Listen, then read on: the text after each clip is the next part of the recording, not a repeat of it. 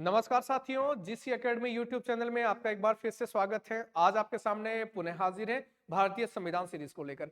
भारतीय संविधान सीरीज में अपन संविधान सभा के विभिन्न एस्पेक्ट को पढ़ रहे थे। इन बिटवीन लास्ट वाली क्लासेस के अंतर्गत हमने पढ़ा था माउंटबेटन योजना।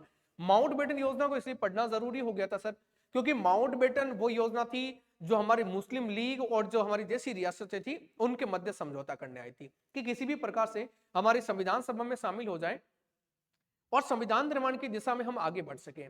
लेकिन साथियों ऐसा नहीं हो पाता है, क्योंकि आपको पता होगा साथियों कि हमारी मुस्लिम लीग यही चाहती थी, समय से डिमांड कर रही थी कि अलग से राष्ट्र का गठन हो, एक अलग से संविधान सभा का गठन हो।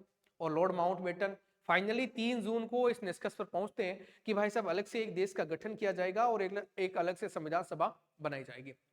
और इस सिलसिले चलते अपन माउंटबेटन प्लान, 3 जून की प्लान, 3 जून की योजना, बाल्कन प्लान, है ना, मनबाटन प्लान, इस प्रकार से अलग अलग नाम इसको बोलते हैं। और फिर चल के उन्होंने 4 जुलाई यानी कि 4 जुलाई 1947 को यहाँ पर एक प्रस्ताव रखा था ब्रिटिश पार्लियामेंट में, जिसको भारत स्वतंत्रता विधेयक 1947 का था। 18 जुलाई 1947 को जब ये पारित होता है, भारत स्वतंत्रता अधिनियम 1947 के नाम से आता है। उसमें हमने कहा था बड़े बड़े प्रावधान क्या थे, तो एक बार रिकैप करता हूं। सबसे पहली बात इन्होंने कही थी 15 अगस्त 1947 को भारत तथा पाकिस्तान नामक के 2 नए अधिराज्य बन जाएंगे। उसके बाद में उन्होंने कहा था कि देशी रियासतें चाहे तो भारत में मिल जाएं, चाहे तो स्वतंत्र हो जाएं, चाहे तो पाकिस्तान में भी लेकर जाएं। इसके बाद में उन्होंने कहा था जब तक आपका संविधान नहीं बन जाता है तब तक 1935 के अधिनियम के अनुसार प्रशासनिक व्यवस्था को चलाते रहे। अगली बात थी कि गवर्नर, जो वॉइसरॉय का जो पद अभी तक चल रहा था, भारत का वॉइसरॉय यानी कि माउंटबेटन वॉइसरॉय बनकर आए थे भारत में आखिरी। अभी वॉइसरॉय का पद यहाँ पर समाप्त कर दिया जाता है, उसको कन्वर्ट कर दिया जाता है एक नए पद के रूप में, जिसको गवर्नर जनरल कहेंगे। यानी कि अब वॉइसरॉय भारत के यानी कि स्वतंत्र भारत के प्रथम गवर्नर जनरल बन जाएंगे। और भारत के अंतिम वॉइसरॉय भी कौन बन जाएंगे? लॉर्ड माउंटबेटन बन जाएंगे। तो लॉर्ड माउंटबेटन स्वतंत्र भारत के प्रथम गवर्नर जनरल बने। वो 21 जून 1948 तक कार्य करते। 21 जून 1948 लेकर 26 जनवरी 1950 तक सी राजगोपालाचारी को वो नियुक्त करते, जब तक कि हमारा राष्ट्रपति शपथ ग्रहण नहीं कर लेता। 26 जनवरी 1950 को हम गणतंत्र हो जाते। उसके बाद में हमने चर्चा करी थी स्वतंत्रता के बाद में हमारी संविधान सभा पर क्या क्या प्रभाव पड़े।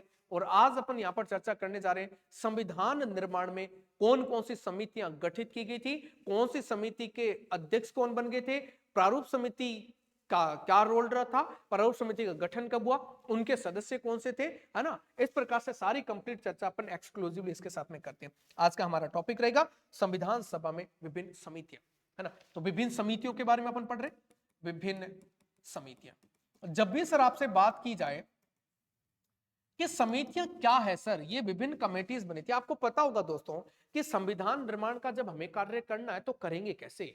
यानी कि कोई भी हमने एक मुद्दा उठाया और उस मुद्दे को हमने एक अध्यक्ष सौंप दिया और बाकी के कुछ सदस्य उनके साथ में डिटेल कर दिए कि ये आपके सदस्य रहेंगे और ये आपका अध्यक्ष रहेगा और ये टॉपिक रहेगा। जैसे मौलिक अधिकार, उनसे संबंधित एक आपकी समिति बना दी, उनके अध्यक्ष और उनके सदस्य डिटेल कर दिए। भारत का संघीय रूप में क्या क्या चीजें रहेगी, उनके साथ में एक समिति और एक उनका अध्यक्ष रह गया। राज्यों के संबंध में क्या रहेगा, उनकी समिति, उनका अध्यक्ष और उनके सदस्य रहेंगे। इस प्रकार से संविधान में जो जो मुख्य मुख्य बिंदु थे उन सब पर कार्य करने के लिए विशेष समितियां गठित की गई। उन समितियों के अध्यक्ष बनाए गए और उनके सदस्य डिटेल किए गए। लेकिन साथियों एक बात के संबंध में ध्यान रखिएगा, हमारे एग्जाम में क्या सवाल पूछे जाते हैं, विभिन्न समितियां और उनके अध्यक्ष कौन कौन थे, ये हमारे एग्जाम में सवाल पूछा जाता है। सबसे पहले ध्यान रखिए 8 बड़ी समितियां थी। कौन सी थी? 8 बड़ी समितियां थी और अन्य, उनके साथ में ध्यान रखना, अन्य छोटी समितियां, छोटी व उप समितियां थी। छोटी समितियां भी थी और उप समितियां भी यहां पर थी, जिन्होंने मिलकर हमारे संविधान का निर्माण किया था। एक इस बात के संबंध में ध्यान रखें, तो यहां पर हमें 8 वो जो बड़ी समितियां थी दोस्तों, उनके बारे में तो हमें पढ़ना ही पढ़ना है। साथ ही साथ में हम वो अन्य समितियां और उप समितियां भी देखेंगे जो हमारे एग्जाम के प्रोस्पेक्टिव बहुत महत्वपूर्ण है। कम से कम अपन 14-15 समितियों के बारे में अपन अध्ययन करेंगे जो हमारे एग्जाम में पूछा जाता है। और ध्यान रखना दोस्तों, सबसे लास्ट में प्रारूप समिति के बारे में एक्सक्लूसिवली अपन अध्ययन करेंगे जो एग्जाम में पूछी जाती है।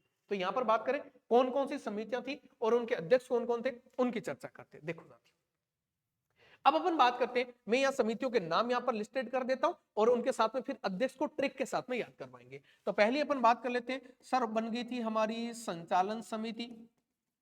ध्यान रखें, संचालन समिति के बाद में दूसरे नंबर पे जो बनी थी वो आपकी बन जाएगी वित्त व कर्मचारी समिति। उसके साथ में जो अगली बन गई थी वो बन गई थी राष्ट्रीय ध्वज संबंधी तदर्थ समिति।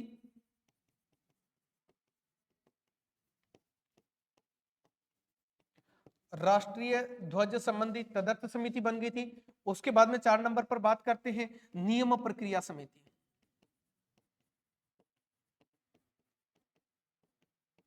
नियम प्रक्रिया समिति। उसके बाद में बात करते हैं संघ संविधान समिति। पेन चेंज करते हैं।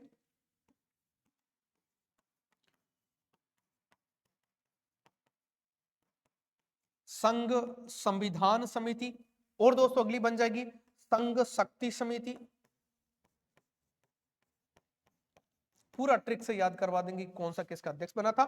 उसके बाद में अपन बात कर लेते हैं कि राज्यों से संबंधित समिति।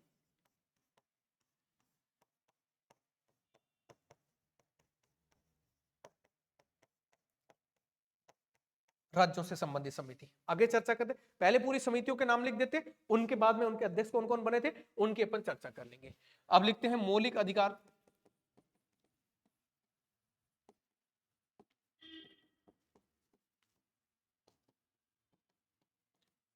वह अल्पसंख्यकों से संबंधित परामर्श समिति। से संबंधित परामर्श समिति। सर एक समिति ये बन गई थी आपकी, देखो कौन से नंबर की होगी हमारी, ये 7-8 नंबर पे आएगी। ये बन गया आपके 8 नंबर। ये हमारी अगली 9 नंबर पर बात करते हैं हाँ प्रांतीय संविधान समिति।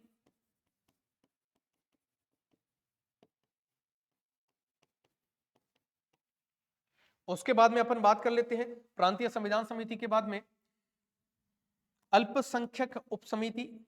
अल्पसंख्यक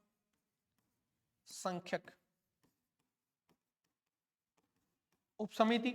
अगली अपन बात कर लेते हैं मौलिक अधिकार उपसमिति।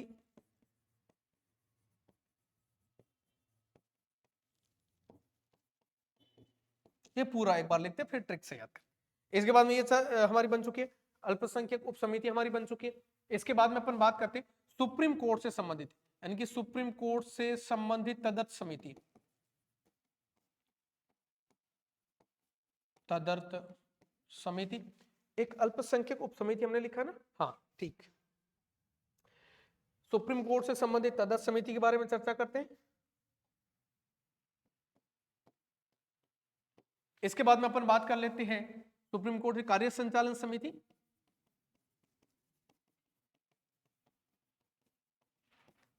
फिर अगली बात कर लेते हैं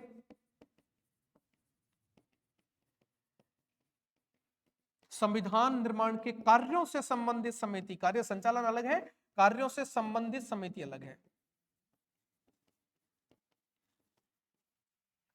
और दोस्तों लास्ट में अपन चर्चा करने वाले हैं प्रारूप समिति पर। प्रारूप अपने आप में इंपॉर्टेंट, जिसको हमें एक्सक्लूसिवली पढ़ना चाहिए। और यहां पर मैं हेडिंग ही डाल देता हूं प्रारूप समिति। क्या सदस्य थे, कब गठन हुआ, कौन सदस्य था, कौन नहीं था, क्या कार्य था, सब। अब देखो, अब यहां पर अपन वापस आते हैं, इनके संबंध में चर्चा करते हैं कौन सी समिति का अध्यक्ष कौन बन गया था। यहां पर ध्यान रखिएगा सर, जब भी अपनी बात आती है, जब भी अपन बात करते हैं, ये देखो ओके, जब भी सर अपन बात करते हैं ना कि संचालन समिति, वित्त समिति, राष्ट्रीय ध्वज संबंधी तदर्थ समिति, और इसके साथ में झंडा समिति भी आप लगा सकते हो। ध्यान रखें, झंडा समिति जेबी कृपलानी नहीं है, डॉक्टर राजेंद्र प्रसाद जी। तो ये ध्यान रखें, ये जो 4 समितियां जो आपको यहां पर दे रखी हैं, इनके अध्यक्ष कौन बन गए थे? इनके अध्यक्ष बन गए थे डॉक्टर राजेंद्र प्रसाद। डॉक्टर राजेंद्र प्रसाद। अरे साथियों, एक बात के संबंध में ध्यान रखें, जब भी नाम आए ना, डॉक्टर राजेंद्र प्रसाद कौन सी समिति के अध्यक्ष थे? डॉक्टर राजेंद्र प्रसाद तो सर्वोच्च नागरिक बने थे ना आगे चलकर, देश के राष्ट्रपति बने, सबसे बड़े थे। और जो सबसे बड़ा होता वो क्या करेगा? संचालन करेगा। अच्छा, ये करेगा संचालन। अरे संचालन करने के लिए वित्त और कर्मचारी की जरूरत पड़ती कि नहीं पड़ती? तो याद रखो, वित्त व कर्मचारी उनके साथ में जरूरी है, तो वित्त व कर्मचारी समिति इनके साथ में बन जाएगी। फिर हमने कहा था कि भाई साहब जब भी ये वित्त और कर्मचारियों के साथ में जब भी संचालन करेगा सबसे बड़ा आदमी, तो राष्ट्रीय ध्वज पक्का होता है, चाहे राष्ट्रपति जाता हो, चाहे हमारा वित्त मंत्री जाता हो, चाहे प्रधानमंत्री फॉरेन में जाते हो, या फिर हमारा कोई भी स्पोर्ट्स के लिए, हम गेम के लिए विदेश में जाते हैं, या फिर कहीं पर भी जाते हैं, तो राष्ट्रीय ध्वज के साथ में संचालन पक्का होता है। सर्वोच्च व्यक्ति संचालन करेगा, वित्त और कर्मचारी की जरूरत होगी, लेकिन राष्ट्रीय ध्वज पक्का होगा। तो राष्ट्रीय ध्वज संबंधी यहाँ पर क्या बन जाएगी, समिति बनेगी। लेकिन राष्ट्रीय ध्वज के अपने आप में क्या होते हैं, नियम प्रक्रिया होती है, कब उसको उसकी साइज क्या होनी चाहिए, कौन सा कलर किधर होना चाहिए, उसके बाद में उसका खराब नहीं होना चाहिए, किस समय ध्वज को फहराना है, किस समय उतारना है, ध्वज के नियम होते कि नहीं होते, ये ध्यान रखिएगा। और ये कौन रखता है अपने पास में, संचालन बल रखता है। और क्या चाहिए, वित्त और कर्मचारी। तो ये चारों समितियों के अध्यक्ष कौन बन जाएंगे, सबसे ऊपर वाला व्यक्ति डॉक्टर राजेंद्र प्रसाद। ध्यान रखें, डॉक्टर राजेंद्र प्रसाद सबसे ऊपर है, क्या करेगा, संचालन करेगा। संचालन के लिए वित्त और कर्मचारी चाहिए, और जब भी संचालन करता है राष्ट्रीय ध्वज की जरूरत पड़ती है, और ध्वज के अपने क्या होते हैं, नियम कानून होते हैं, नियम प्रक्रिया समिति। अब ध्यान रखिए, अगली अपने समिति की बात करते हैं दोस्तों। जब भी बात आ जाए ना, हमारे भारत संघ का पहला प्रधानमंत्री कौन बना, बस इतना याद रख लो, सारी बात क्लियर हो जाएगी। संघ शब्द जहां पर भी आ जाए, पंडित जवाहरलाल नेहरू यहां पर लिख देना, क्योंकि आपको पता होगा संघ राज्यों से मिलकर बना होता है। और संघ का प्रधानमंत्री कौन बने थे, संघ के प्रधानमंत्री बने थे हमारे पंडित जवाहरलाल नेहरू जी। और ध्यान रखें, संघ नाम जहां पर भी आ जाए, संघ संविधान समिति आ जाए, संघ शक्ति समिति आ जाए, या फिर संघ किससे मिलकर बना होता है, राज्यों से, तो राज्यों से संबंधित समिति आ जाए, तब भी इनका अध्यक्ष कौन बन जाएगा, पंडित जवाहरलाल नेहरू। संघ का प्रधानमंत्री नेहरू जी बन गए थे, और संचालन सबसे सर्वोच्च करेगा राष्ट्रपति, तो संचालन वित्त और कर्मचारी के साथ में। और उनको क्या चाहिए, राष्ट्रीय ध्वज, उनके नियम होते। संघ राज्यों से मिलकर बना है, उनका प्रधानमंत्री नेहरू जी थे। संघ शक्ति समिति, संघ संविधान समिति, राज्यों से संबंधित समिति। देखो किस प्रकार से याद कर सकते हैं। आगे अगला देखिएगा, मौलिक अधिकार व अल्पसंख्यकों से संबंधित उप समिति और प्रांतीय संविधान समिति। इन दो समितियों के अध्यक्ष कौन बन गए थे, यहां पर बन गए थे सरदार पटेल। यहां पर कौन बने थे, सरदार वल्लभ भाई पटेल बन गए थे। अरे प्रांतों का एकीकरण किसने किया था, प्रांतों को मिलाने का, सबका एकीकरण किसने किया था, सरदार वल्लभ भाई पटेल ने। अरे जब भी एकीकरण करेगा, उस जनता को ये बोलेगा कि नहीं बोलेगा, तुम्हारे हितों का ख्याल रखा जाएगा, तुम्हें अपने अधिकार दिए जाएंगे, तुम्हारे अल्पसंख्यकों को विशेष स्थान दिया जाएगा, कोई दिक्कत नहीं होगी। तो देखो, जब भी प्रांतीय संविधान किसने बनाया था, तो ध्यान रखना सरदार पटेल ने। प्रांतों का एकीकरण जब भी करने गए थे ना, तो उन्होंने पक्का मौलिक अधिकारों के बारे में बोला होगा, पक्का अल्पसंख्यकों के हितों के बारे में बात करी होगी। तो मौलिक अधिकार और अल्पसंख्यकों के संबंधी परामर्श समिति पूछा जाए, तो आपको कौन सा बता देना है, सरदार वल्लभ भाई पटेल। और प्रांतीय संविधान समिति आपसे पूछा जाए, तब भी कौन सा बताना, सरदार वल्लभ भाई पटेल। फिर बात करते हैं अल्पसंख्यकों से संबंधित अल्पसंख्यक उप समिति। अरे नाम बोलते हैं ना कि अल्पसंख्यक एसटी एससी ओबीसी, अरे बोलते हैं ना एससी एसटी ओबीसी, अल्पसंख्यक एससी एसटी ओबीसी। तो यहां पर इसके अध्यक्ष भी कौन बन गए थे, एच सी मुखर्जी। इनके अध्यक्ष बन गए थे एच सी मुखर्जी। देखो सर नाम क्या बोल रहे हैं, अल्पसंख्यक SC ST, SC ST, SC ST OBC, तो एससी तो वो वाला एससी नहीं है, एच सी है, लेकिन याद करने का तरीका अल्पसंख्यक एससी एसटी ओबीसी, तो एससी मुखर्जी। यहां पर देखिएगा, मौलिक अधिकार उप समिति, मुख्य समिति की बात नहीं हो रही, उप समिति की बात हो रही है। अरे सर, जो मौलिक अधिकार होते हैं ना, ये भारत की जनता पर अपने आप में बहुत बड़ी कृपा है।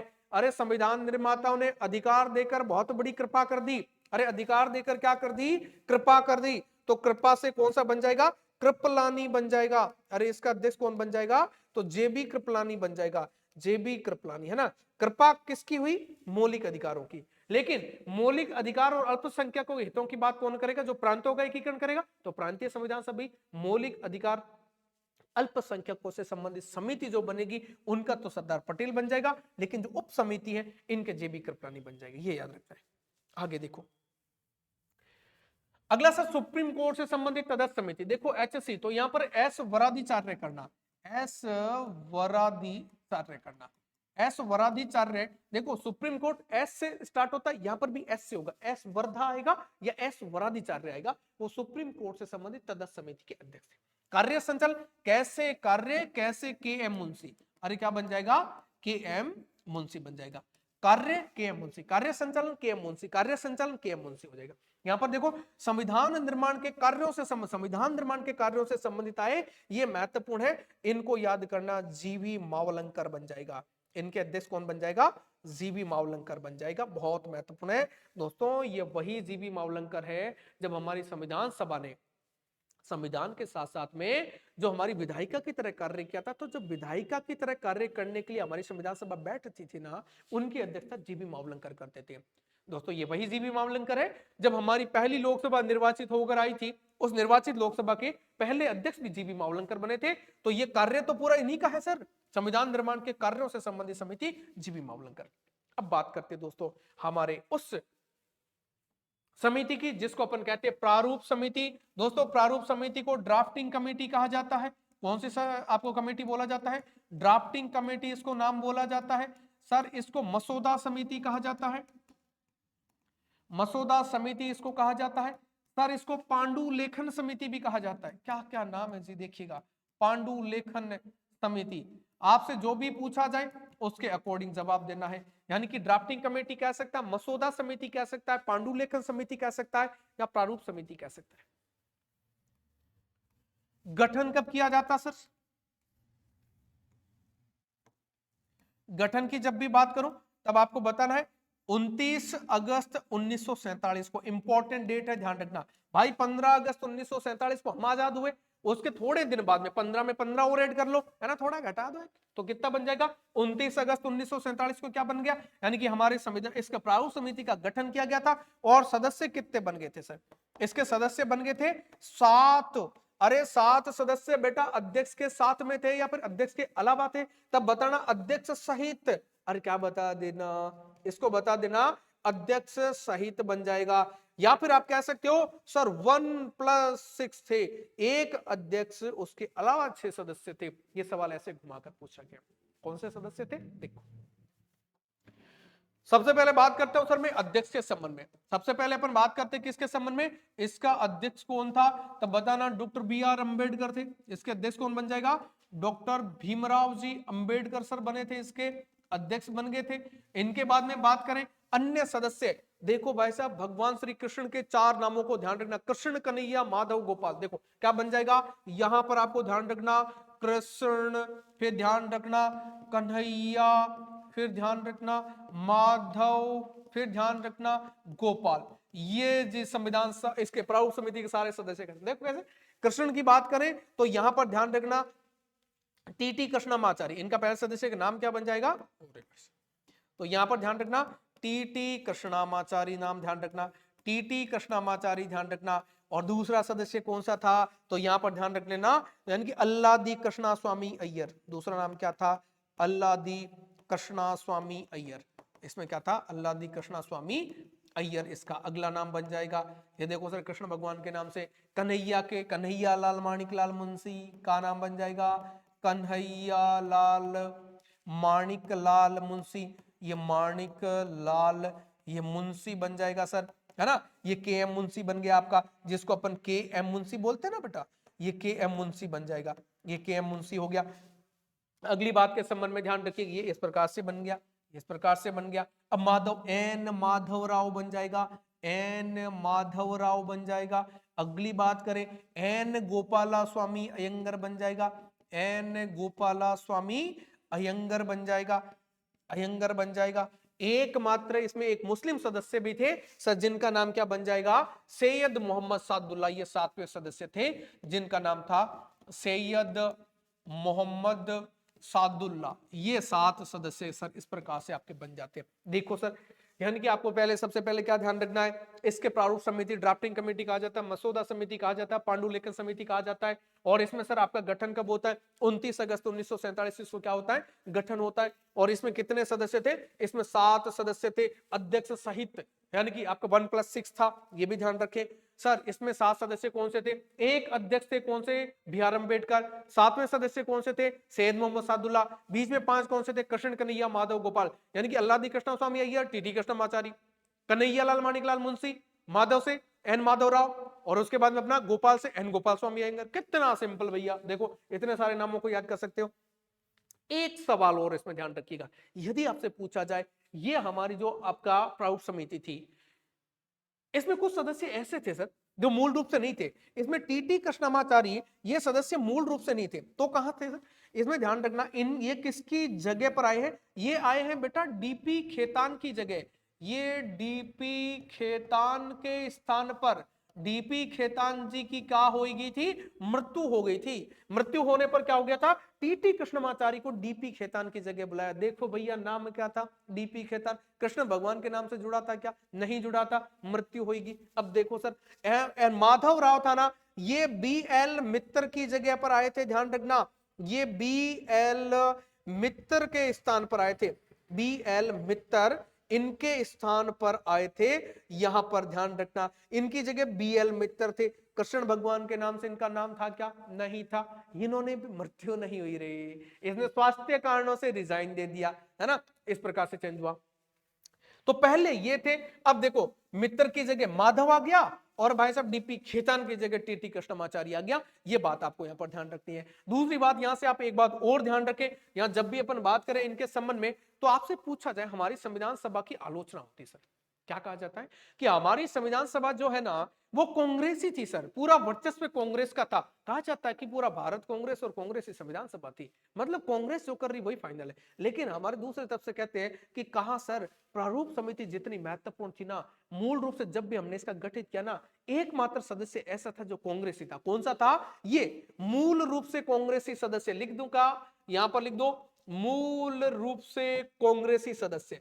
मूल रूप से हमारी संविधान सभा में कांग्रेसी सदस्य ये एकमात्र थे सर, और वो आपके कौन से थे, वो आपके कन्हैयालाल माणिकलाल मुंशी यानी कि के एम मुंशी। लेकिन जब दोबारा से एक जो नया सदस्य जो आता है ना, ये टीटी कृष्णमाचारी, ये भी कांग्रेस के सदस्य थे। ये बात आपको ध्यान में रखना है। ऐसे पूछा जाए संविधान सभा में कांग्रेस के सदस्य कौन से थे, तो आपको बता देना, एक तो बन जाएगा टीटी कृष्णमाचारी और एक आपको बन जाएगा के एम मुंशी बन जाएगा। तो ये दो सदस्य बता देना। लेकिन मूल रूप से क्या टीटी कृष्णमाचारी थे, नहीं थे, डीपी खेतान की जगह थे क्योंकि उनकी मृत्यु हो चुकी थी। तो उसके बाद में जब आए तो ये कांग्रेस के सदस्य थे।